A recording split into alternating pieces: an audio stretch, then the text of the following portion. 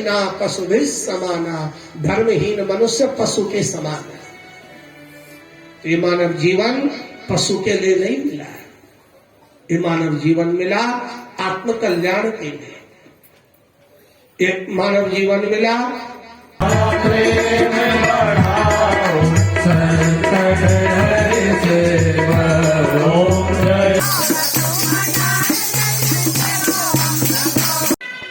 जय बद्री विशाल, जय बद्री विशाल।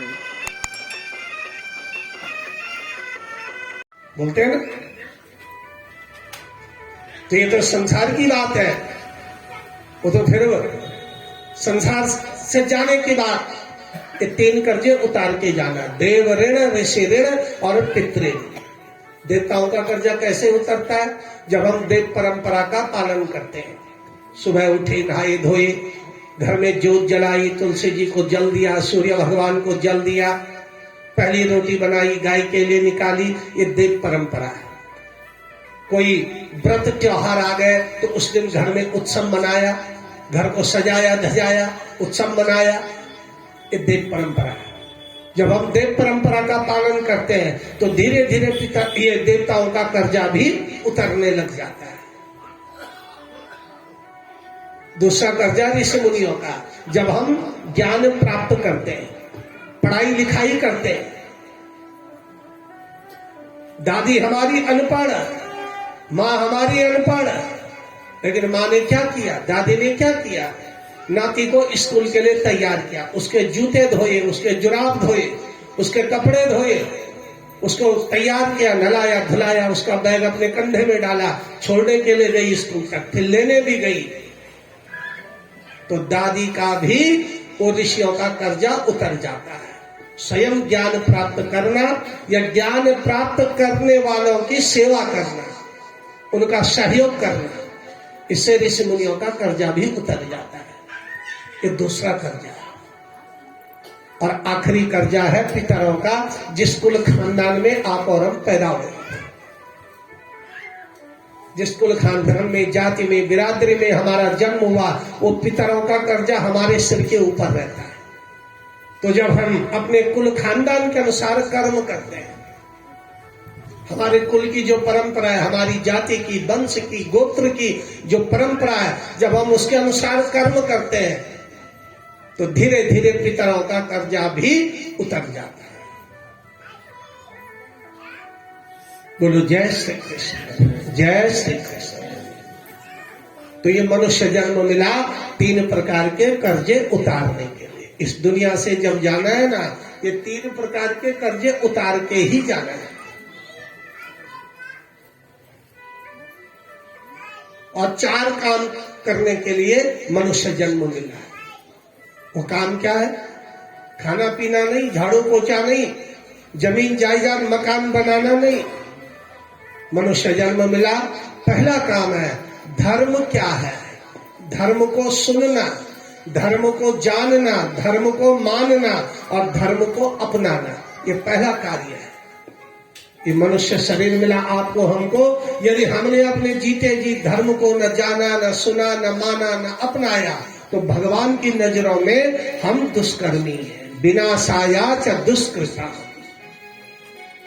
धर्म को जानना है, मानना है, सुनना है, अपनाना है। और उसके बाद अर्थ, जीवन सार्थक होना चाहिए, जीवन निरर्थक नहीं होना चाहिए। अर्थ माने रुपया पैसा भी होता है। सार्थक जीवन किसका है?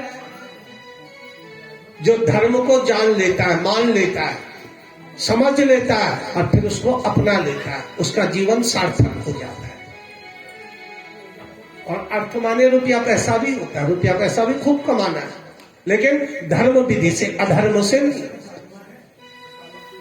अगर लूट खसूट के पैसे से, रिश्वत के पैसे से बच्चे को घुट्टी पिलाई है, बच्चे को कपड़े पहनाए हैं, बच्चे के स्कूल की फीस दी है, बच्चे के ट्यूशन की फीस चुकाई है, वो बच्चा आगे चल करके हमारे लिए दुखदाई हो जाएगा। बोलो राधे राधे, जोर से बोलो राधे राधे, और जोर से बोलो राधे राधे, और जोर से बोलो राधे राधे।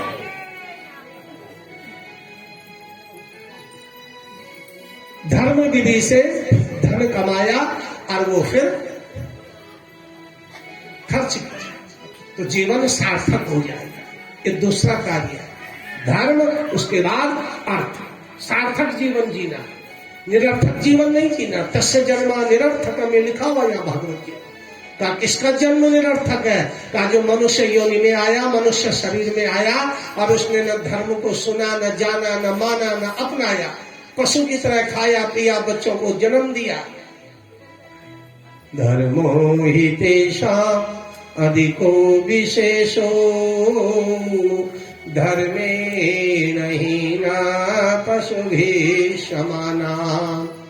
आहार निद्रा भयमैथुनस्य सामान्यमेतत् पशुभिः नराणाम्। आहार, भोजन पशु भी करते हैं, हम भी करते हैं। निद्रा, नींद पशुओं को भी आती, हमें भी आती है। आहार निद्रा, भय, डर पशुओं को भी लगता है, हमको भी लगता है। बच्चों को जन्म पशु भी देते हैं, हम भी देते हैं। सामान्य में तत् पशुभिः नराणाम्, ये क्रियाएं सामान्य समय होती। धर्मो हि तेषां अधिको विशेषो। मनुष्यों में विशेषता क्या है कि वो धर्म को जानते हैं। उनको धर्म का मनन चिंतन करने की शक्ति मिली हुई है। धर्मो हि तेषां अधिको विशेषो धर्मेण हीना पशुभिः समाना। धर्महीन मनुष्य पशु के समान है। तो ये मानव जीवन पशु के लिए नहीं मिला है। ये मानव जीवन मिला आत्म कल्याण के लिए। एक मानव जीवन मिला आत्मा के दर्शन करने के लिए। तो जीवन को सार्थक बनाना ये दूसरा काम है। पहला काम धर्म, दूसरा अर्थ। अब तीसरा काम समझाया कि हमारे जो कामनाएं, हमारी जो इच्छाएं हैं वो कैसी होनी चाहिए।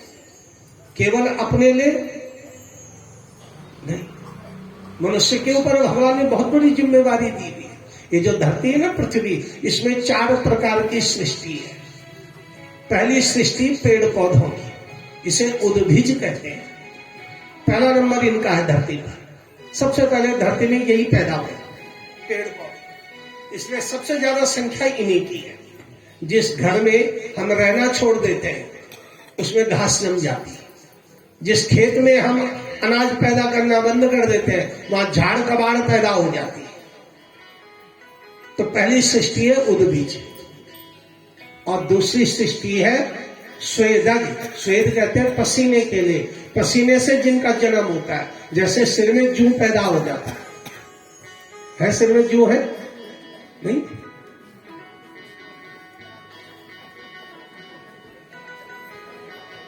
पसीने से जूं पैदा हो जाता है। चावल भर के घर में रखे हुए कट्टा भर के उसे देखा नहीं तो चावल बंद है, जो पसीना बना घुन पैदा हो जाए। ये स्वेदज सृष्टि है। जैसे पशुओं के शरीर में चिंचड़ियां पैदा हो जाती है, पत्तों में जंगल में हो जाती है, चावल में गेहूं में कीड़ा पैदा हो जाता है। ये स्वेदज सृष्टि, ये दूसरा नंबर है इनका धरती पे। और तीसरा नंबर है अंडज, अंडे से जिनका जन्म होता है। चींटी के अंडे, छिपकली के, मेंढक के, मछली के, सांप के, बिच्छू के, ये अंडे से इनका जन्म होता है। इन्हें अंडज कहते हैं। और चौथा नंबर आपका हमारा है, हमें जरायुज कहते हैं। जब हम माँ के पेट में रहते हैं ना तो जेल के अंदर बंद रहते हैं। ये 4 ही प्रकार की सृष्टि है धरती पर, 5वां नहीं है कोई। उद्भिज, स्वेदज, अंडज और जरायुज। आखिरी नंबर आपका हमारा। और मनुष्यों को भगवान ने सबकी एक जिम्मेवारी दी है। पेड़ पौधे, पशु पक्षी सब सुरक्षित रहे, ये सब करना आपने हमने। इसलिए हमारे हिंदू धर्म में अनादिकाल से यज्ञ होता है। हमारे यहाँ अग्निहोत्री लोग होते थे जो बिना हवन किए हुए पानी तक नहीं पीते थे। उससे क्या हुआ? आपने 2 किलो घी दिया हमें। क्या किया आपने? आपने अपने घर में मलाई इकट्ठा करके घी बनाया। बना रखा आप लोगों ने? दीदी ने बना रखा है, गोदाम भरी दीदी ने। दीदी बहुत अच्छा घी बनाती है। अब तो गाय नहीं पालती है, लेकिन हमने खाया हुआ है। अगिचा पानी गाणो, आपने 2 किलो घी बनाया और हमें दे दिया। हम भी खुश हो गए, आपको आशीर्वाद भी दिया, बधाई भी दी, खुश हो गए कि 2 किलो घी मिल गए। अब वो घी हमने खाया। उस 2 किलो घी में से माने 2 किलो घी का मतलब हो गया 8 पाव। हमारे शरीर में केवल आधा किलो लगेगा, बाकी 1.5 किलो बर्बाद हो जाना। ये प्राकृतिक सत्य है। और हमने उसी 2 किलो घी का हवन कर दिया। वो 2 किलो घी का हवन 2 लाख प्राणियों के जीवन को बचा देगा।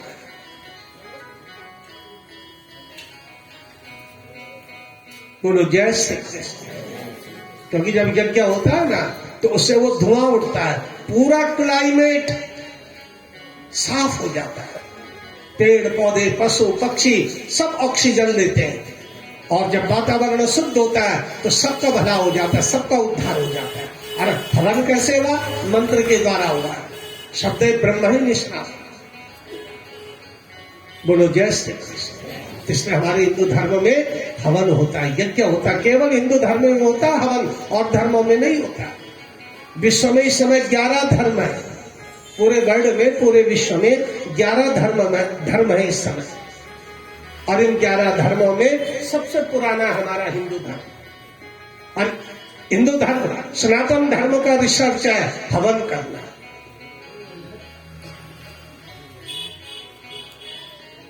विदेश के लोग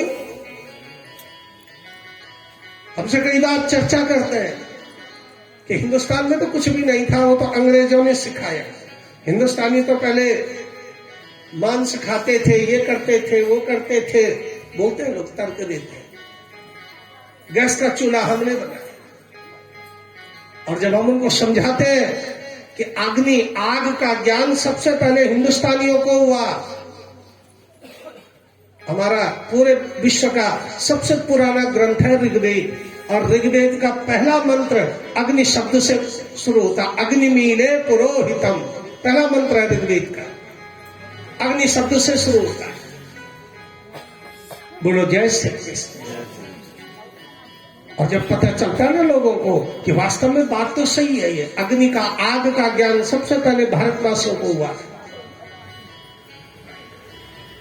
यही से फिर वो ज्ञान भारत पहुंचा। बोलो जय श्री कृष्ण, जय श्री कृष्ण। तो भगवान ने मनुष्य जन्म दिया हमको, हमारी जो कामनाएं हैं केवल अपने लिए नहीं, सभी की रक्षा करने के लिए। यहाँ भागवत जी में, भगवत गीता में कृष्ण जी ने अपनी वाणी से समझाया कि मनुष्य जन्म मिला, हमने पढ़ाई लिखाई की, धन कमाया, अगर हमने वो धन केवल अपने पे यूज किया, अपना ज्ञान केवल अपने पे लगाया, तो भगवान की नजरों में हम पापी हैं। भुंजते ते त्वगम पापा एक चंत्यात्म कारणाः। पद भी है, डायरेक्टर भी है, और राज्यपाल से भी पुरस्कृत हो चुके हैं। बड़े अच्छे विद्वान है, और बहुत पुराने साथी भी है हमारे, मामा जी भी है हमारे। बहुत पुराने, सन 1998 से भागवत में इकट्ठे रहे हम लोग। भगवत कृपा प्राप्त हुई, फिर दोबारा मिल गए। इतिहास अपने को दोहरा देता है। दिल्ली भागवत में गए, इधर कोटद्वार की तरफ लालढांग में गए, श्रीनगर में गए, कई जगह साथ में गए, और फिर बीच में कुछ विश्राम हुआ, फिर दोबारा मिल गए। बोलो जय श्री कृष्ण, जय श्री कृष्ण। अब माइक संभालेंगे हमारे संचालक महोदय आचार्य पोखरियाल जी। बोलो जय श्री कृष्ण। बोले कि कृष्ण भगवान की। हमने कहा ना, ये तो जंगम तीर्थ है, 14 बीघा ढाल वाला पुण्य, और यहाँ की जो मातृ शक्ति है ये स्वतः ही आती है। नौडियाल परिवार की ओर से आप सबका अभिनंदन, स्वागत। और जैसे मुझे बताया, श्रीमती शशि देवी और गीता उसमें व्यवस्था देख रही थी, केवल 100 कार्ड छपे थे, और वो भी केवल इष्ट मित्र अनुदानों के थे। उसके बावजूद भी आप लोग इस ढंग से आ रहे हैं। आप लोगों ने तो खैर 14 बीघा ढाल वाला ये तो जंगम तीर्थ बना दिया है। यहाँ कोई भी कार्यक्रम में आप लोगों ने गारंटी देने की सब, इसलिए आप लोगों की भी जय, सबसे बड़ी जय तो इस मातृशक्ति की है। और ये हर जगह मैं अपने पंडितों को भी बता रहा था कि भाई हमारा 14 का हमें गर्व होता है कभी कभी कोई भी कार्यक्रम हो प्यार से, ये जो स्थान है इस शक्ति के कारण हमेशा हर कार्यक्रम यहाँ पर सफल होता है। हम सब इनकी ओर से आपका हार्दिक स्वागत करते हैं, अभिनंदन करते हैं, धन्यवाद देते हैं। और आइए अब आरती, और आरती के बाद आपकी कामना भी हम पूर्ण करेंगे, क्योंकि 24 कीर्तन मंडलियां तो धारवाला 14 बीघा में और 16 कीर्तन मंडलियां जो है शीशम झाड़ी और कांग्रेस सभी है। अब लगा लो तो उनकी जो है थोड़ा सा भक्ति भाव तो आएगा ही उनके अंदर, तो उनके लिए भी एक सुंदर सा भजन बाद में प्रस्तुत होगा। और आप खड़े हो जाएं, जो वृद्ध है और स्वस्थ है वो बैठ सकते हैं, बाकी लोग अपने स्थान पर खड़े हों। और आरती के लिए और हमारे आचार्य हमारे सुंदर जी, और एक बार पुनः आप सब